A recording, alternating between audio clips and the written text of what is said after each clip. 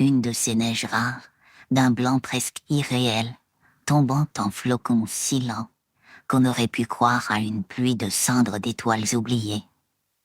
Sur les hauteurs d'un village aux toits serrés et aux cheminées fumantes, là où les collines s'habillaient de sapins glacés, un manoir noir, hérissé de tours grimaçantes, griffait le ciel avec une majesté menaçante, un château figé dans le temps, dont les fenêtres étaient autant d'yeux éteints, et les tourelles, des crocs de pierre dans la bouche d'un titan endormi. Tout autour, les haies folles, les arbres tordus et les statues aux traits fondus par le gel racontaient l'histoire d'un lieu que le monde avait cessé d'approcher. Sauf le vent, lui, revenait toujours. Dans les couloirs silencieux de ce manoir, l'air était saturé d'odeurs anciennes, huile de machine, vieux cuir, cire de bougies consumées, et roses séchées depuis longtemps. Depuis longtemps. Longtemps. Chaque marche, chaque planche grinçait comme une voix oubliée. L'intérieur, c'était un théâtre d'inventions mortes, de rêves mécaniques suspendus.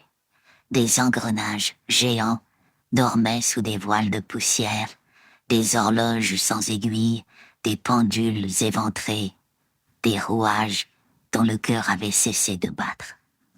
Des automates, certains à moitié humains, d'autres à peine plus qu'un croquis matérialisé, étaient alignés contre les murs, comme une parade figée dans un cauchemar féerique. Au fond de cette nef étrange, dans un atelier grand comme une cathédrale oubliée, il vivait. Edward. Il n'était pas né. Il avait été façonné. Allongé sur un vieux lit métallique, les jambes repliées contre sa poitrine, il observait les toiles d'araignée qui se balançaient lentement au plafond, comme de petits trapèzes abandonnés. Les vitraux colorés découpaient des raies de lumière pâle dans l'air chargé de particules flottantes. Son visage, une pâleur presque translucide, semblait avoir été modelé dans de la cire froide ou du marbre trop jeune. Ses yeux, deux océans d'encre figée, contenaient une douceur inquiète, presque enfantine, et une solitude ancienne.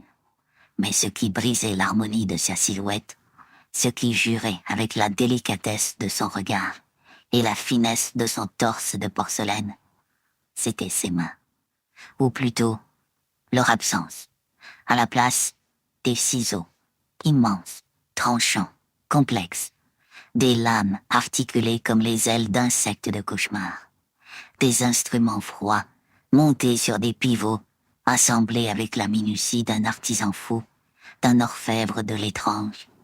Chaque geste qu'il faisait résonnait d'un cliquetis métallique, un bruit qui disait « Je ne suis pas comme vous ». Autrefois, il y avait l'inventeur. Un vieil homme courbé, à la moustache fine comme une plume d'encre noire, aux doigts tachés de graphite et de chocolat. Il parlait sans arrêt à Edward, comme on parle à un enfant qu'on voudrait remplir de vie. Il lui lisait des poèmes, lui enseignait la bienséance, les couleurs, les émotions. Il lui faisait goûter des fraises et écouter Chopin. Il disait souvent, avec un sourire de magicien fatigué, « Tu es presque parfait, Edward. Il ne manque que les mains. » Mais les mains ne vinrent jamais.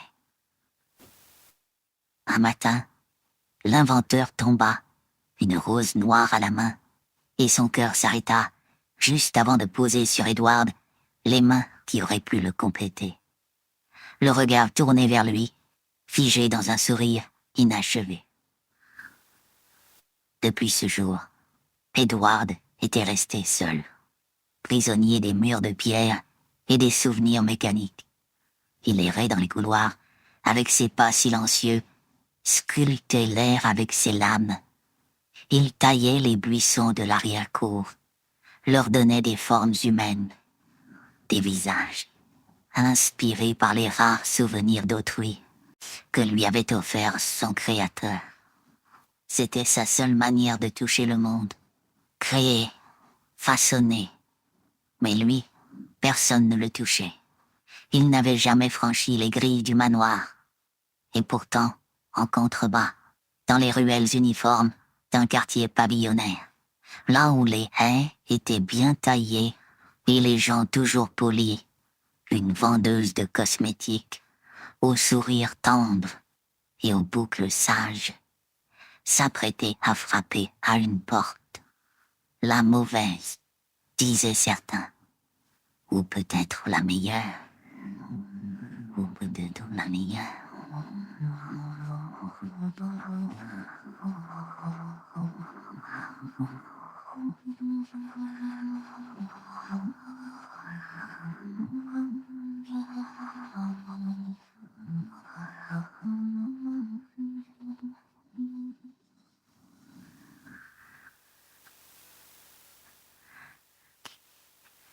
Chapitre 2.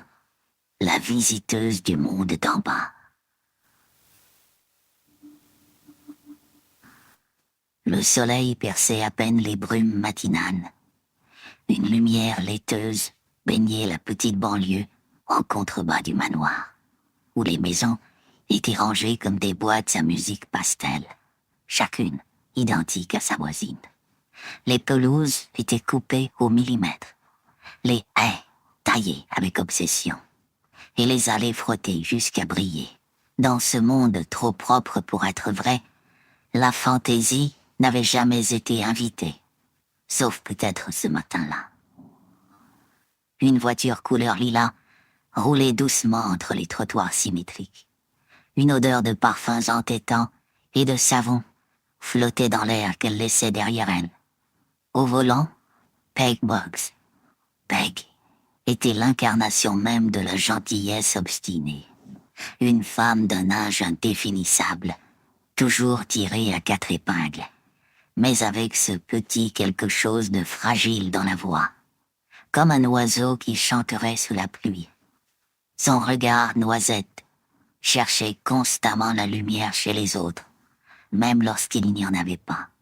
Elle portait un chemisier jaune pâle, bordé de dentelles, un collier de perles bon marché, et ses cheveux, savamment coiffés en rouleau, exhalaient la laque florale, à des mètres à la ronde. Ce matin-là, elle faisait sa tournée de porte à porte. Elle vendait des produits de beauté dont elle vantait les vertus avec un enthousiasme sincère, bien qu'aucune cliente n'eût encore succombé. Elle avait déjà frappé à 8 portes, mais Peg, elle, ne connaissait pas la résignation. Elle décida de pousser plus loin, au-delà des limites du quartier, vers le haut, vers ce vieux manoir que tout le monde ignorait, que tout le monde craignait. La voiture ralentit à l'entrée d'un chemin envahi par la mousse et les racines, serpentant entre les arbres tordus. Elle frissonna un peu, mais coupa le moteur, attrapa sa valise à produits et descendit. Ses escarpins crissaient sur les graviers.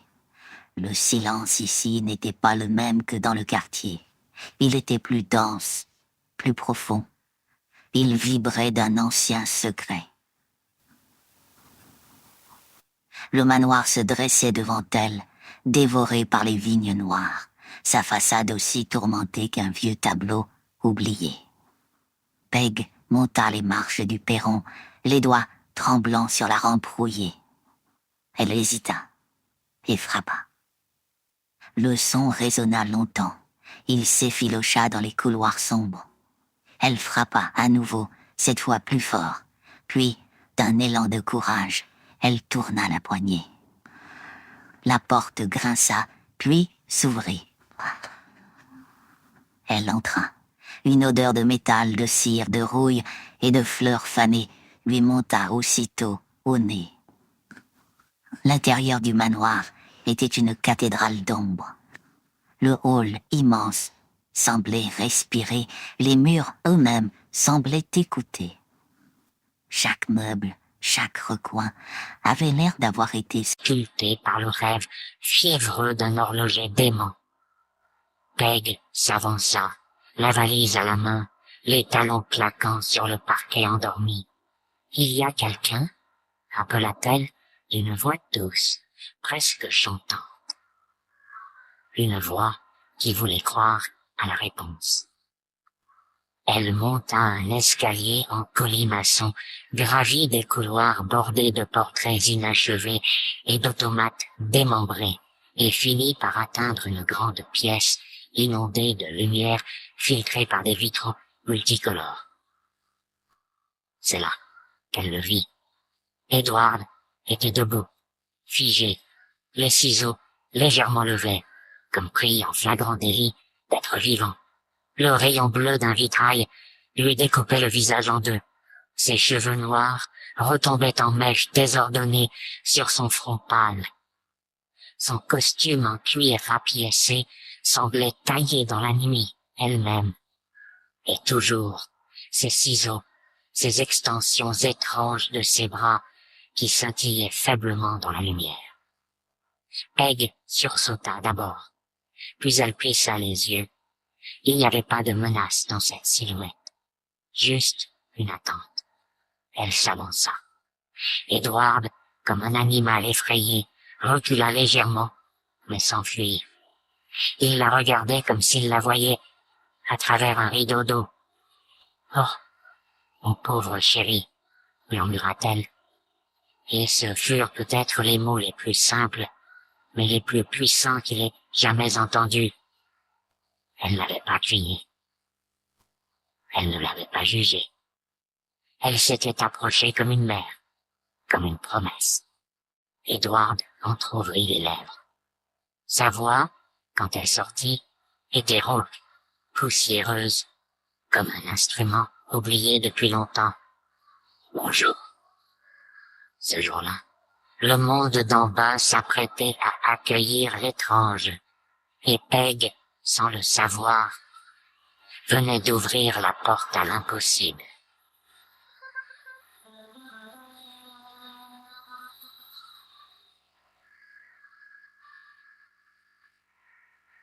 Chapitre 3. L'arrivée dans le monde d'en bas.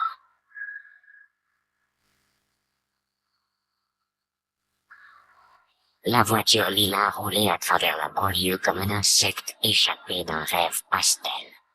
À l'intérieur, sur la banquette passager, Edward était recroquevillé, les ciseaux posés sagement sur ses genoux, les yeux rivés sur le monde qu'il n'avait jamais vu. Le cuir grinçait sous ses mouvements maladroits. La lumière du matin se reflétait sur ses lames, projetant des éclats tremblants sur le tableau de bord. Il n'avait pas dit un mot depuis qu'il était monté. Peg, elle, conduisait avec ce mélange de fierté et d'anxiété que seuls les cœurs très tendres peuvent ressentir. À mesure qu'ils descendaient les collines, le paysage changeait. Les arbres cédaient la place aux maisons, aux volets bleus, aux pelouses rectilignes, aux clôtures blanches, comme des sourires forcés. Les chiens aboyaient derrière les portails. Les arroseurs automatiques chantaient leur refrain d'été. Tout semblait ordonné, rangé, prévu. Et pourtant, dans ce décor d'une perfection presque menaçante, Edward apparaissait comme une anomalie, une douce erreur. Peg jeta un regard discret vers lui. Son visage restait figé, comme pris entre la peur et la fascination. Elle pensa, « Mon Dieu, qu'est-ce que je suis en train de faire ?» Mais elle n'en dit rien.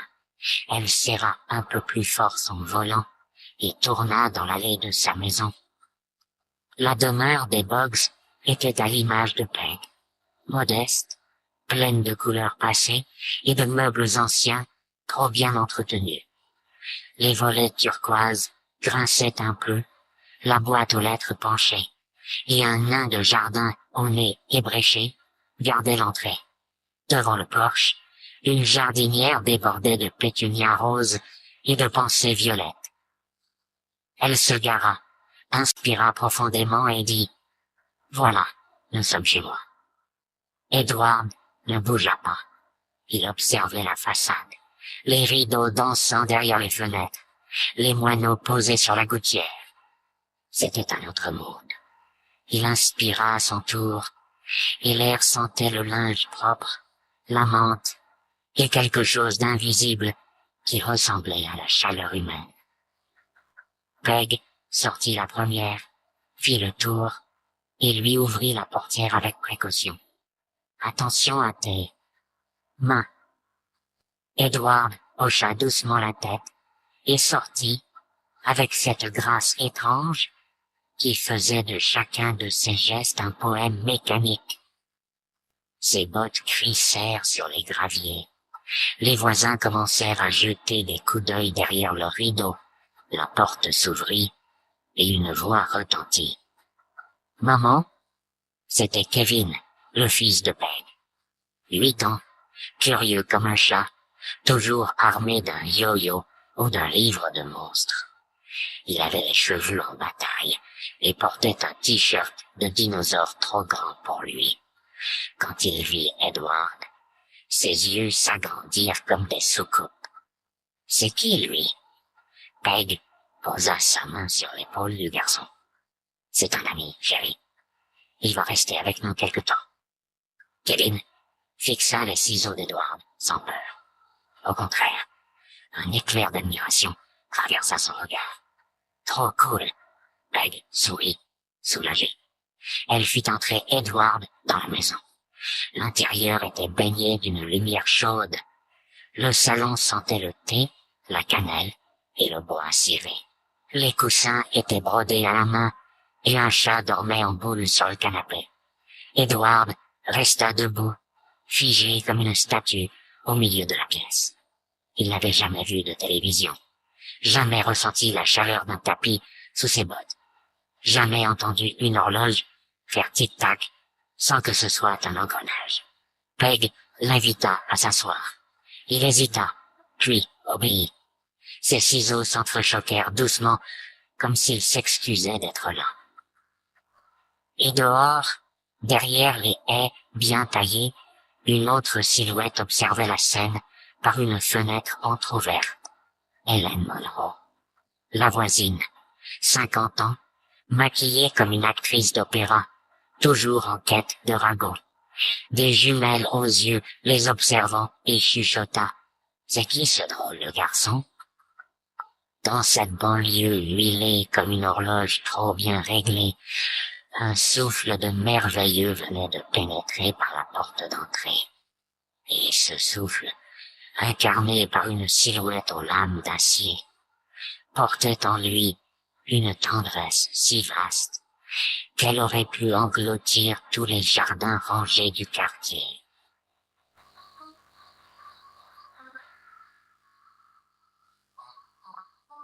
Chapitre 4.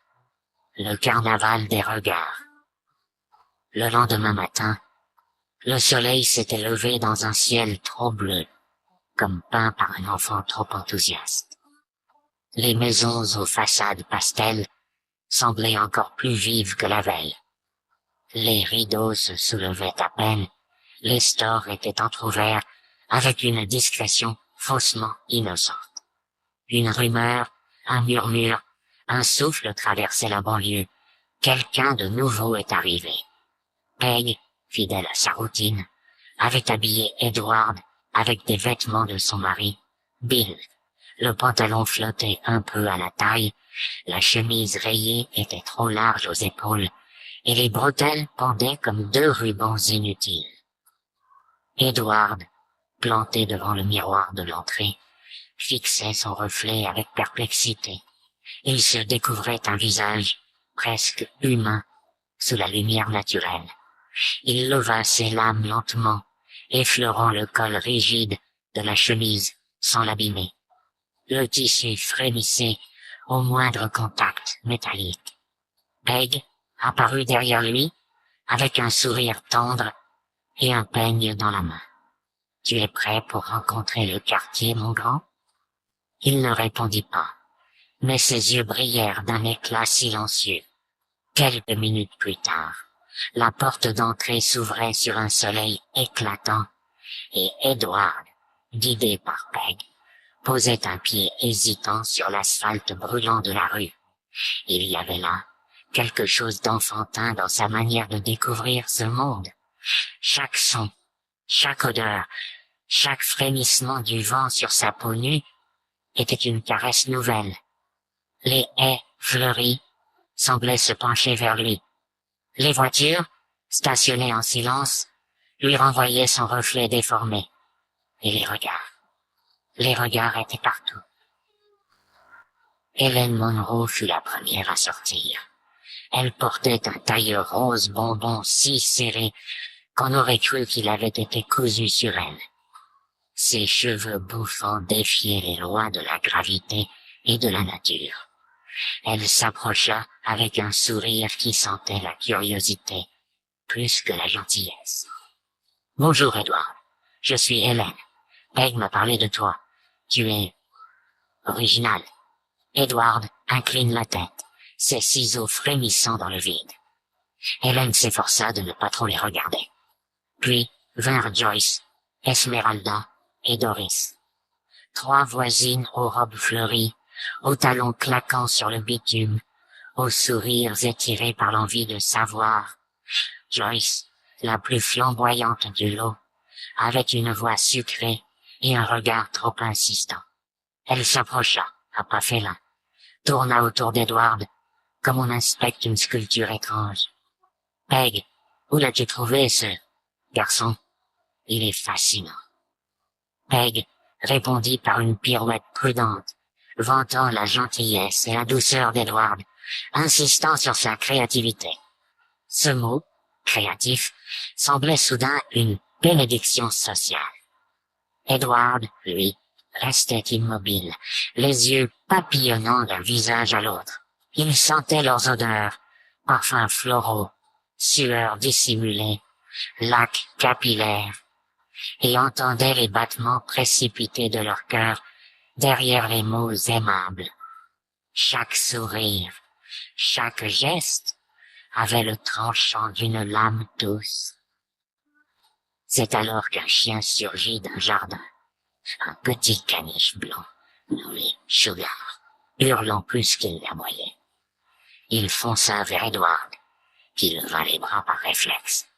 En un geste maladroit mais rapide, il évita la morsure, puis se retrouva à caresser le chien sans le toucher, ses lames décrivant de petits cercles dans l'air autour de lui. Le chien, contre toute attente, s'apaisa. Il s'assit. Puis, comme s'il comprenait la grâce du geste, il ferma les yeux. Un souffle parcourut le groupe. « Il est incroyable », murmura Joyce. Et c'est ainsi que, ce matin-là, la rumeur devint admiration. Edward, l'être aux ciseaux, venait d'être adopté par la banlieue, du moins pour un temps. Il était la nouveauté, le frisson, l'étrangeté qu'on accepte quand elle est belle. Mais dans le regard d'Esmeralda, une ombre persistait. Cette femme, plus discrète que les autres, portait autour du cou un crucifix de cuivre, et dans ses yeux brillait une inquiétude que même le soleil ne parvenait pas à dissiper. Elle murmura entre ses dents, « Ce garçon n'est pas naturel, il vient d'ailleurs. » Personne ne l'écouta, et Edward, malgré l'attention, sentait déjà cette frontière invisible entre lui et eux, comme un rêve qu'on applaudit sans vouloir y croire vraiment.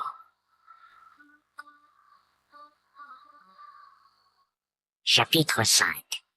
Le sculpteur de haies.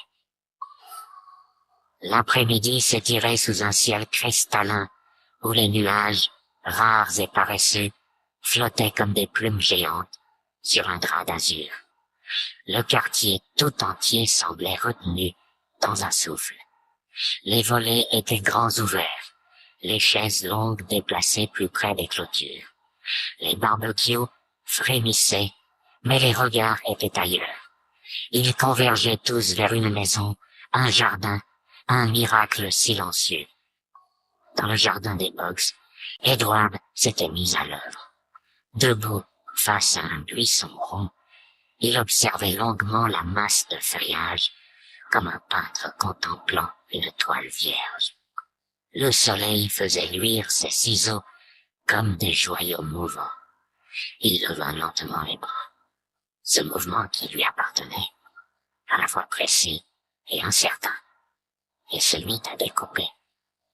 Mais ce n'était pas simplement couper, c'était danser.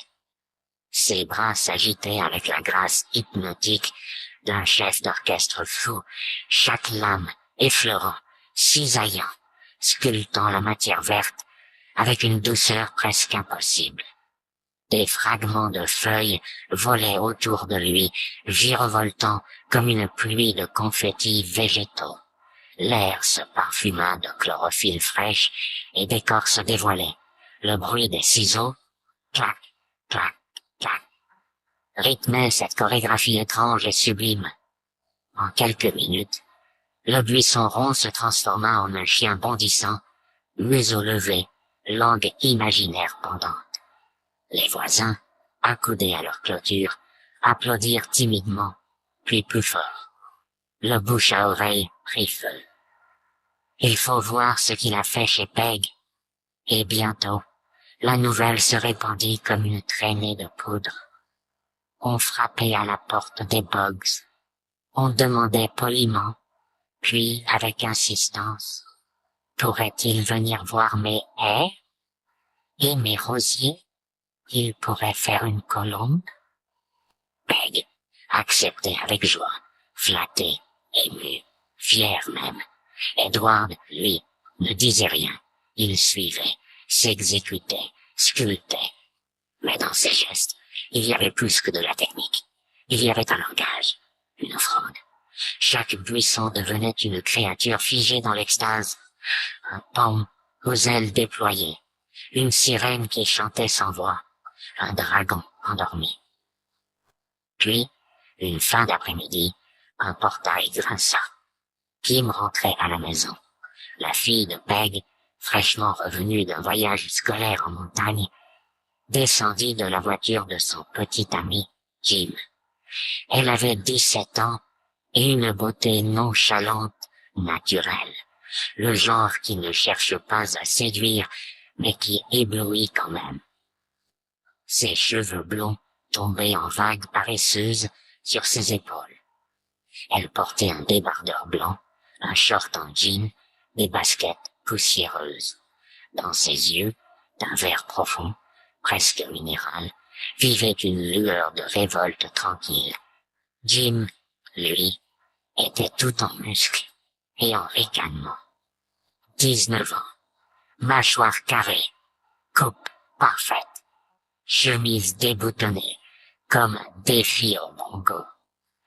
Il vivait pour les regards, les validations, le pouvoir que lui donnait sa belle voiture rouge. Quand Kim descendit, elle vit Edward, debout, les bras pleins de feuilles, le visage strié de brindilles. Leurs regards se croisèrent. Elle cligna des yeux, lui baissa les siens. Jim, derrière elle, éclata de rire. « C'est quoi ça? Un jardinier gothique? » Peg accourut, visiblement embarrassée. « Kim, ma chérie, voici Edward. Il vit avec nous pour quelque temps. » Kim hocha la tête, toujours troublée. Elle n'était pas du genre à juger. Mais Edward, il y avait chez lui quelque chose d'indicible, comme une absence de mal, une pureté brute qu'on croise rarement. Et dans son silence, dans la manière dont il la regardait à peine, elle ressentit un frisson inattendu. Jim, lui, n'y vit qu'un autre motif de moquerie.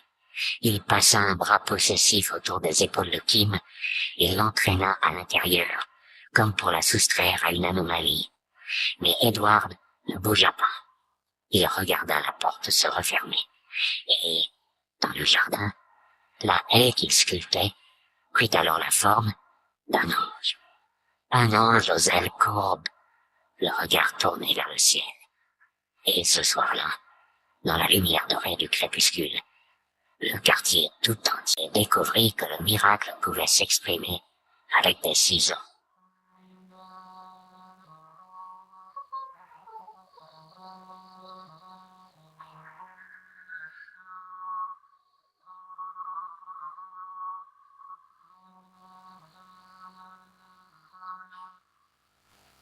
Chapitre 6.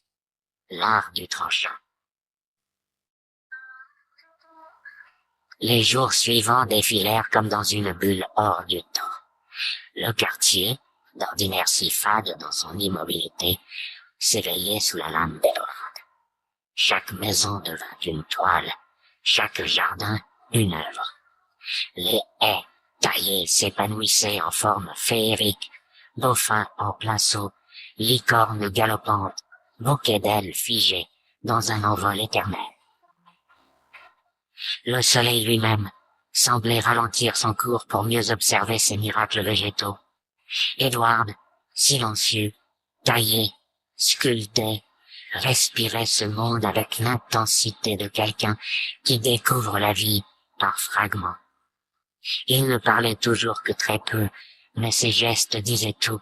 L'élégance fragile de son pas, la courbe douce de ses bras, l'inclinaison timide de son regard. Il ne demandait rien, et pourtant, on lui offrait tout, ou presque.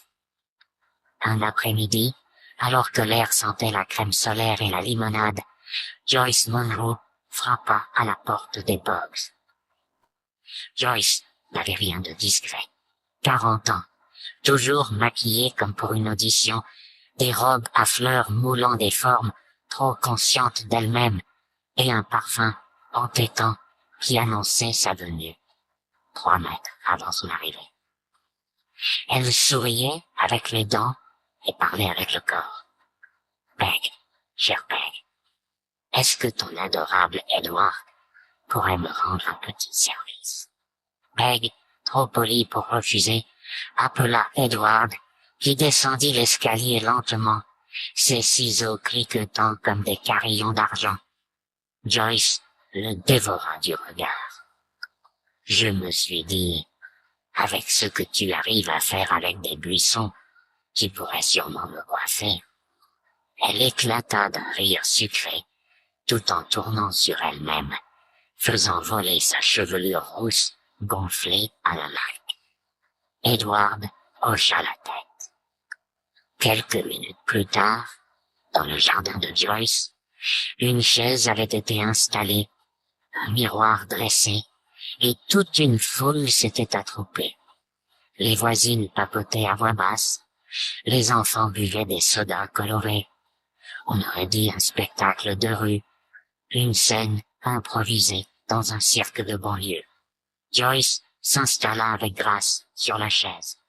Elle lança un clin d'œil à Edward dans le miroir. « À toi de jouer, artiste. » Il s'approcha, lentement, leva ses bras et commença. Les ciseaux dansaient, ils effleuraient les mèches, les tranchant avec une précision irréelle. Les cheveux tombaient en pluie fine, comme de la soie coupée dans le vent. Le soleil faisait briller les lames, projetant des éclats mobiles sur la peau hâlée de Joyce. Le son sec et régulier des coupes rythmait un silence religieux. Puis, ce fut fini. Joyce se leva, tourna la tête à gauche, à droite, et s'exclama.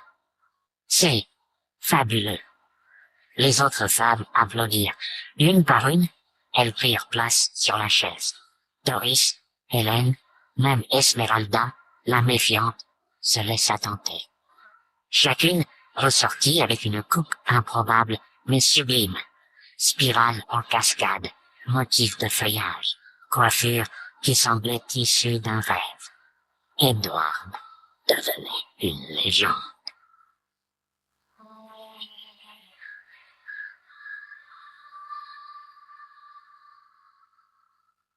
Chapitre 7.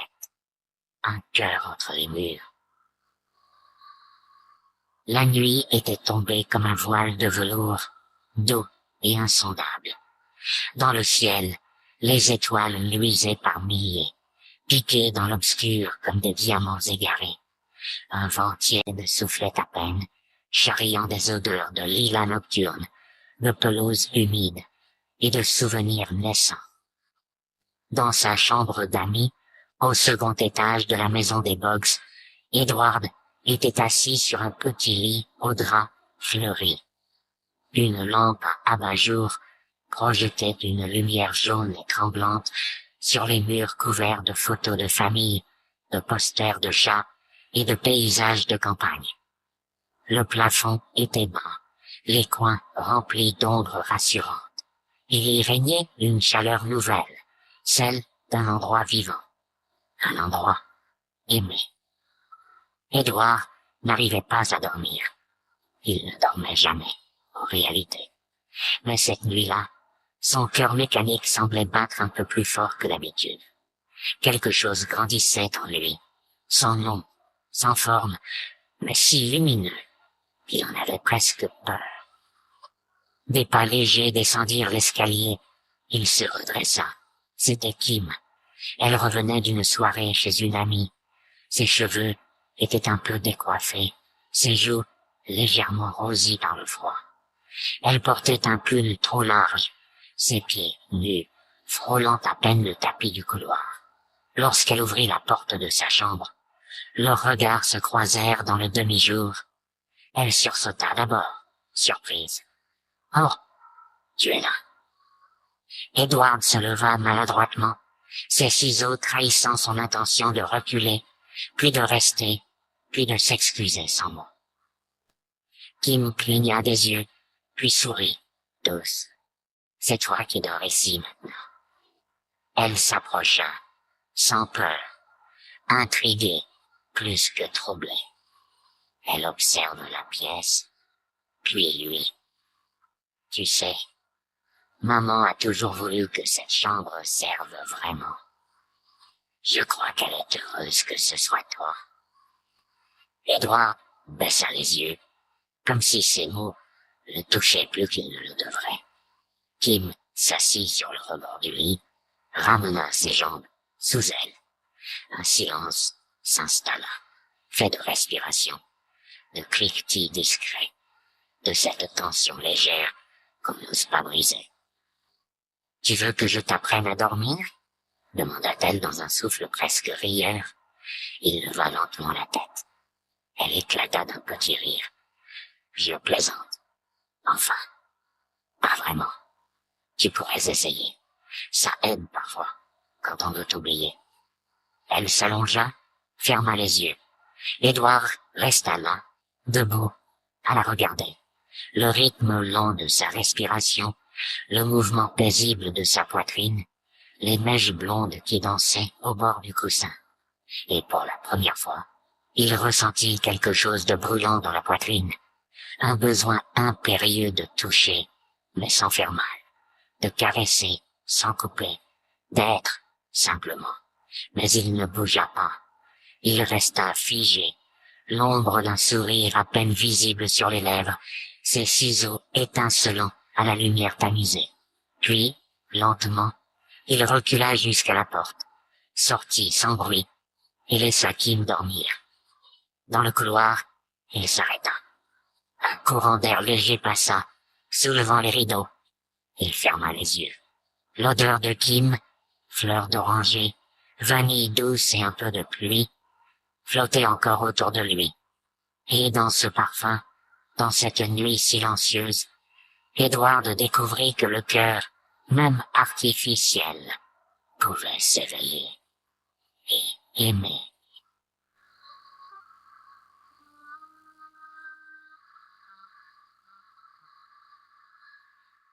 Chapitre 8.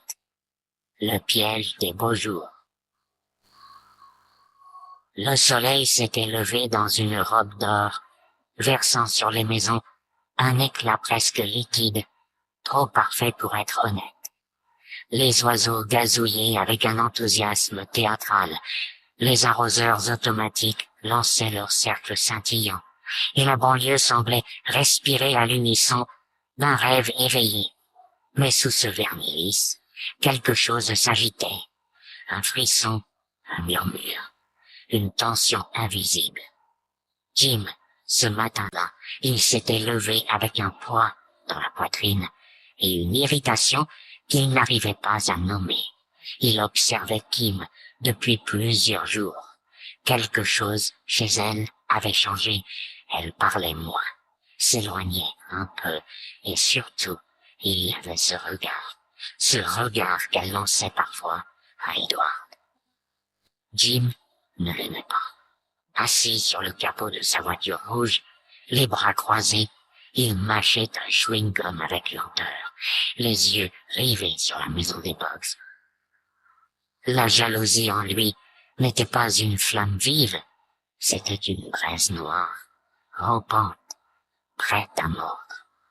J'ai une idée, dit-il enfin à son ami Marc, un adolescent maigre, nerveux, à l'humour douteux et au basket, toujours dépareillé.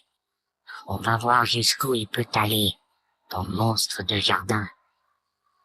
L'après-midi même, alors que le soleil frappait les trottoirs comme un marteau de lumière, Jim débarqua chez Peg avec un sourire trop large pour être sincère.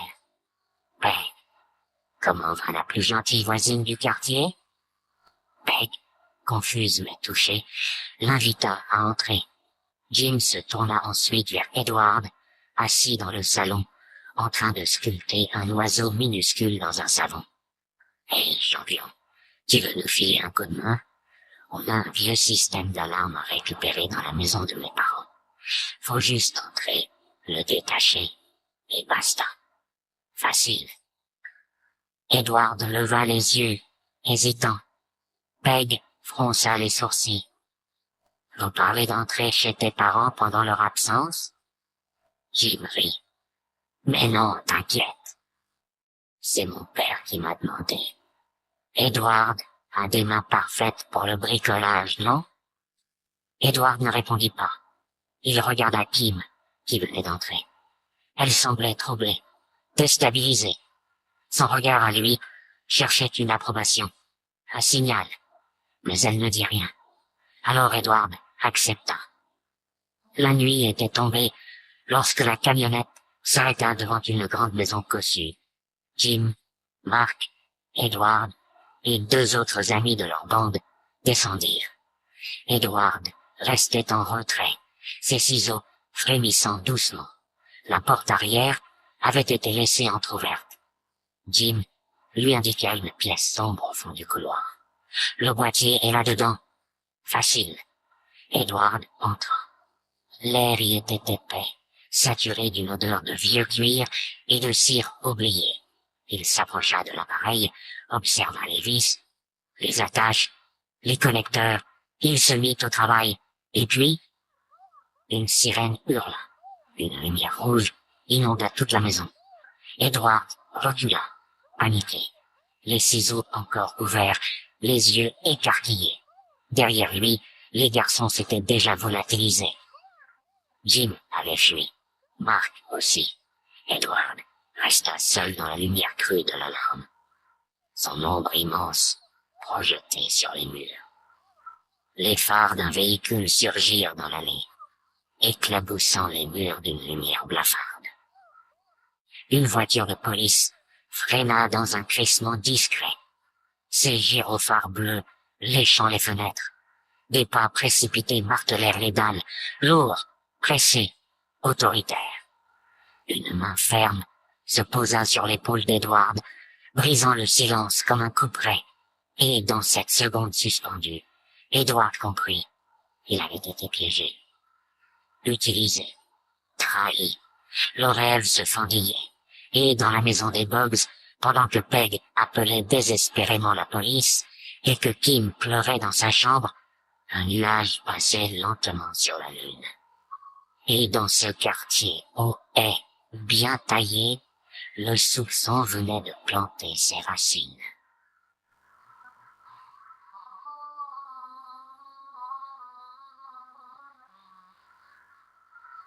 Chapitre 9. Fracture. La nuit avait recouvert la banlieue d'un silence craintif. Même les chiens, d'ordinaire prompte à japper à la moindre ombre, s'était tue. Les lampadaires projetaient une lumière terne sur les trottoirs vides, et les maisons bien alignées semblaient retenir leur souffle. Quelque chose venait de basculer. Edward était assis dans une petite salle d'interrogatoire, au poste de police du comté. L'endroit était glacial, malgré la chaleur estivale dehors. Les murs étaient nus, gris. Le néon au plafond clignotait par intermittence. Sur la table, une feuille de rapport vierge. Devant lui, un inspecteur au visage marqué, aux paupières tombantes et aux mains toujours croisées. Mais Edward ne parlait pas. Il regardait fixement ses ciseaux, les pointes posées sur ses genoux. Ses épaules étaient légèrement affaissées, son regard flou, absent. On aurait dit une statue tombée d'un monde trop doux pour ce monde-ci. À la maison des Boggs, l'ambiance était tout autre. Peg, bouleversée, tournait en rond dans la cuisine. Ses mains tremblaient quand elle versait le thé. Bill, son mari, un homme doux mais terre à terre, la regardait avec une inquiétude sincère, cherchant les bons mots mais n'en trouvant aucun. Kevin, le petit garçon, écoutait à la radio les nouvelles du quartier, en silence, l'air grave. Même lui, à son jeune âge, comprenait que l'équilibre avait été rompu. Kim, elle, était montée dans sa chambre. Elle avait claqué la porte derrière elle, le cœur battant, les mains serrées autour d'un oreiller. Assise sur son lit, elle fixait le mur, mais ses pensées étaient ailleurs. Ce n'était pas de la colère qu'elle ressentait, c'était pire. Une forme de honte, d'impuissance.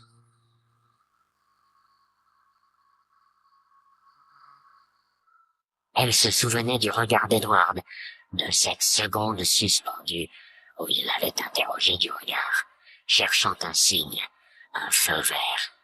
Et elle avait gardé le silence, par peur, par lâcheté, par bêtise. Jim n'avait même pas pris la peine de l'appeler depuis l'incident. Il devait jubiler. Il avait ce sourire quand il gagne, ce rictus de prédateur qui l'écœurait un peu plus chaque jour. Et Kim, cette nuit-là, comprit que quelque chose entre eux était définitivement cassé.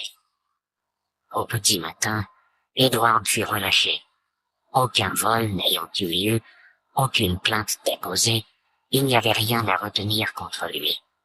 Il ressortit du commissariat, seul, comme un naufragé rejeté par une mer trop froide.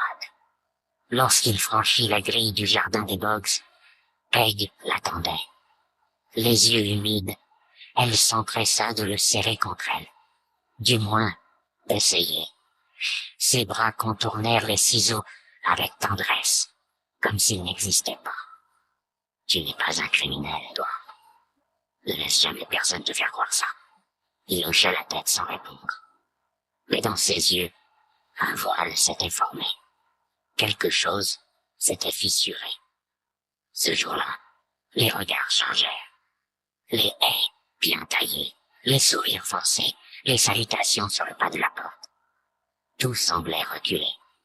Joyce ne passa pas. Hélène baissa les yeux. Même Esmeralda, qui n'avait jamais caché sa méfiance, ferma ses volets plus tôt que d'habitude. La magie qui entourait Edward se consumait doucement sous les braises du soupçon. Le conte de fées perdait ses couleurs. Et pourtant, quelque chose, dans le cœur de Kim, venait de naître vraiment. Elle descendit lentement les escaliers ce soir-là, croisa Edward dans le salon. Il leva les yeux. Elle s'arrêta devant lui, et sans un mot, elle posa sa main sur sa joue, entre deux cicatrices fines. Le contact fut bref, mais suffisant. Dans cette simple caresse, il y avait pardon, compréhension, et la promesse silencieuse qu'elle ne se tairait plus. Dehors, la lune veillait, mais dans les ombres qui s'épaississaient entre les clôtures, Un malaise prenait racine, et l'histoire, doucement, s'assombrissait.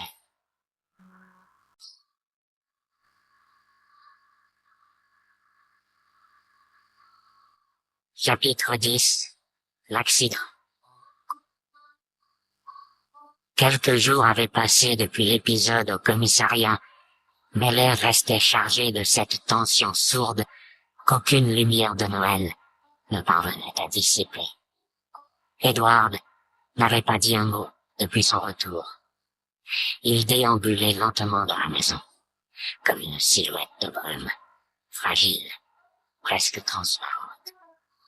Peg, toujours debout à l'aube, tentait de redonner forme à une routine brisée, mais ses gestes avaient perdu leur légèreté, comme lestés d'une inquiétude qu'elle ne savait plus masquer.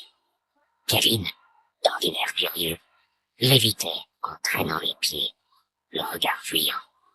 Et Bill, derrière ses phrases mesurées, semblait peser chaque mot, comme s'il risquait de faire éclater une verrière. La confiance, telle une porcelaine fêlée, tenait encore debout, mais menaçait de s'effondrer au moindre souffle. Dans la banlieue elle-même, quelque chose s'était refermé. Les rires avaient perdu de leur éclat. Les volets claquaient plus tôt. Une fine pellicule d'oubli ou de malaise s'était déposée sur les trottoirs, comme si le quartier tout entier cherchait à digérer un secret mal dissimulé. Le vent soufflait doucement entre les branches nues, apportant avec lui les premières morsures de l'hiver. Le ciel, d'un gris diaphane, semblait hésiter entre la pluie et la neige, et les rues s'étaient couvertes d'une torpeur feutrée. Dans chaque maison, les décorations de Noël clignotaient timidement, comme si elles craignaient de déranger un silence devenu trop lourd pour être ignoré. Chez les Boggs, c'était jour de fête. La maison scintillait de 1000 lumières. Le salon était saturé de rires, de senteurs de pain d'épices, de cidre chaud et d'exclamations émerveillées. Edward restait en retrait, dans un coin de la pièce, figé dans un mélange d'adoration et de nervosité. Il regardait les gens vivre, rire, danser, s'embrasser. Tout ce que lui-même ne pourrait jamais vraiment faire. Mais Kim, ce soir-là, lui avait souri. Et ce sourire suffisait à tout contenir. Alors que la fête battait son plein, une idée germa dans l'esprit de Jim. Rongé par la jalousie, écorché par l'attention que Kim portait à Edward, il avait trop bu, et son esprit carburait à la rancune. Il attrapa les clés de sa voiture, entraîna Kim dehors, malgré ses protestations, sous prétexte de prendre l'air. À quelques mètres, Kevin, le petit frère de Kim, jouait dans l'allée, courant dans la neige fraîche, avec l'insouciance des enfants trop excités par Noël. Jim, énervé, accéléra en direction du portail. Il riait, provocateur. Kim hurla, comprenant trop tard que Kevin traversait. Edward surgit alors, comme une ombre rapide, comme un instinct pur. Il se jeta en avant, ses ciseaux projetés devant lui, les lames tournées non pas vers l'enfant mais vers l'air, pour le pousser hors de la trajectoire. Kevin tomba dans la neige, sain et sauf. Mais dans son geste désespéré, Edward le griffa légèrement. 3 fines entailles sur la peau fragile du garçon. Rien de profond, mais le sang sur la blancheur immaculée fit l'effet d'un coup de tonnerre. Jim freina brusquement. Les invités étaient sortis. Des cris jaillirent. Peg accourut. Helen Monroe étouffa un hurlement.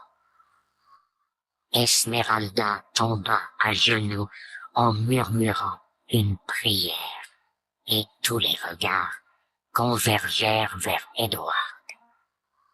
Ses ciseaux tremblaient. Ses yeux étaient écarquillés, noyés dans la panique. Il tentait de reculer, de s'expliquer sans mots, mais chaque mouvement faisait danser les lames comme une menace vivante. Il a attaqué un enfant, lança une voix dans la foule. Il est dangereux. Il faut appeler la police. Kim se plaça devant Edward, les bras écartés.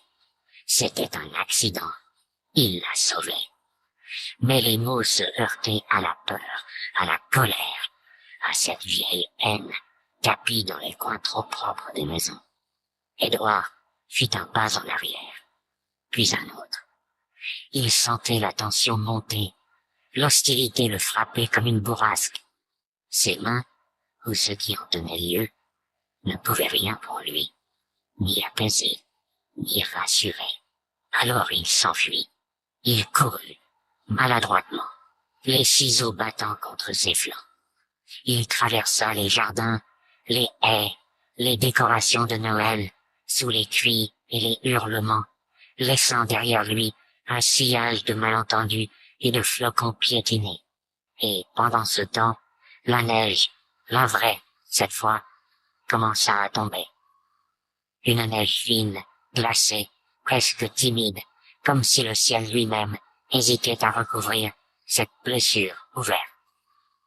Edward courait vers le seul endroit où il savait encore exister, son manoir, le château aux ombres familières, la solitude protectrice.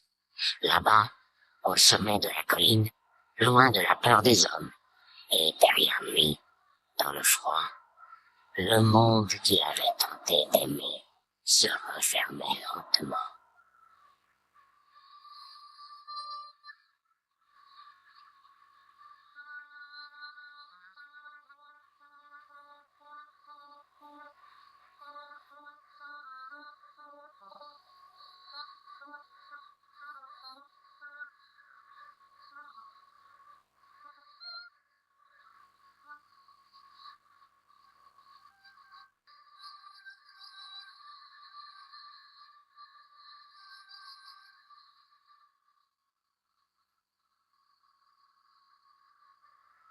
Chapitre 11.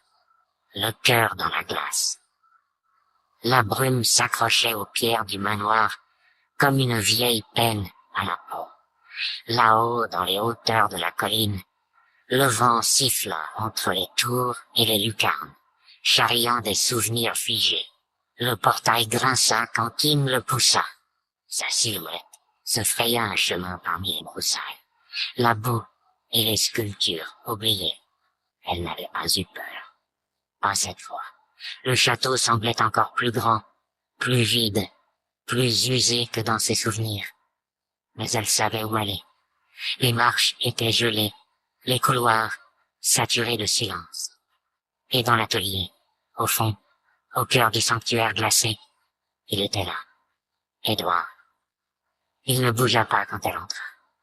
Il tournait lentement autour d'un bloc de glace inachevé, les lames frémissant sous la lumière pâle filtrée par les vitraux. Son visage était calme, mais tendu, ses yeux fatigués, plus sombres que jamais. Edward, souffla-t-elle. Il se tourna vers elle sans sursaut, comme s'il avait su qu'elle viendrait. Tu n'as rien à faire ici. Sa voix, rauque, portait la fatigue de celui qu'on a trop regardé sans jamais vraiment voir. Je ne veux pas que tu restes seul. Tu ne peux pas te cacher ici pour toujours. Il baissa les yeux. Je ne suis pas fait pour votre monde. Chaque fois que je m'en approche, je vous blesse. Ce n'est pas vrai. Ce n'est pas ta faute. Ce monde est trop étroit. Mais toi, tu... Pars, Kim. Sa voix était devenue plus dure, pas violente, mais tranchante, comme ses lames. Il s'approche d'elle. Les ciseaux tendus non pas dans une menace, mais comme une barrière. Je t'en supplie, retourne chez toi. Elle sentit son cœur se fendre. Elle le regarda, les yeux pleins d'une tendresse que rien n'avait su éteindre. Puis elle recula, lentement, vers la porte. Avant de franchir le seuil, elle se retourna une dernière fois. Je dirais que tu es mort. C'est la seule façon. Edward ne répondit pas. Alors elle partit, les larmes brouillant son regard. Elle descendit la colline, en courant presque, les bras croisés contre elle pour ne pas éclater de douleur. Derrière elle, le manoir se referma dans le silence. Edward s'approcha de la grande fenêtre de son atelier. À travers le verre ancien, il vit Kim s'éloigner. Il leva lentement sa main gantée de métal et posa ses lames contre la vitre. Kim, mon ami. Une larme glissa le long de sa joue pâle et, au contact de l'air froid, se transforma immédiatement en cristal. Les années passèrent. Kim était devenue mère, une femme toujours belle, mais marquée par la douceur inquiète de ceux qui n'ont jamais tout à fait refermé une porte du passé. Elle vivait non loin du quartier où elle avait grandi, dans une maison baignée de livres, de coussins et de rires d'enfants. Ce soir-là, elle bordait ses deux petits dans leur lit, leur racontant doucement une histoire qu'elle ne termina pas. L'un des enfants, les yeux brillants, demanda « Maman, tu peux nous raconter encore l'histoire d'Edward aux mains d'argent ?» Elle sourit tendrement, caressa leurs cheveux. « Pas ce soir, mes cœurs. » Un autre ajouta « Il neige, regarde, alors qu'on est encore en automne. À l'école, ils disent que la neige vient du château d'Edward. » Kim resta silencieuse un instant. Puis, en se relevant doucement, elle s'approcha de la fenêtre. La neige tombait vraiment, lente, tourbillonnante, presque vivante. Peut-être que le fantôme d'Edward sculpte encore la glace, là-haut. Peut-être qu'il veille. Ses yeux montèrent jusqu'à la silhouette du vieux manoir, à peine visible dans la nuit. Et là, à la fenêtre de l'atelier, une lueur, une silhouette. Immobile. Elle savait. Un souffle chaud dans sa poitrine. La silhouette disparut dans l'ombre. Et aussitôt, la neige sembla jaillir de cette même fenêtre, emportée par le vent comme une offrande. Dans l'atelier glacé du château, Edward sculptait encore. Entouré de statues de glace aux formes majestueuses, il façonnait un nouveau visage, celui de Kim, une sculpture immense, fine, délicate, presque vivante. Et les copeaux, projetés hors de la fenêtre, volaient au-dessus de la ville comme une pluie de souvenirs figés, parsemant le monde de flocons silencieux. Et tant que la neige tomberait, Edward vivrait encore un peu dans les cœurs de ceux qu'il avait un jour aimés.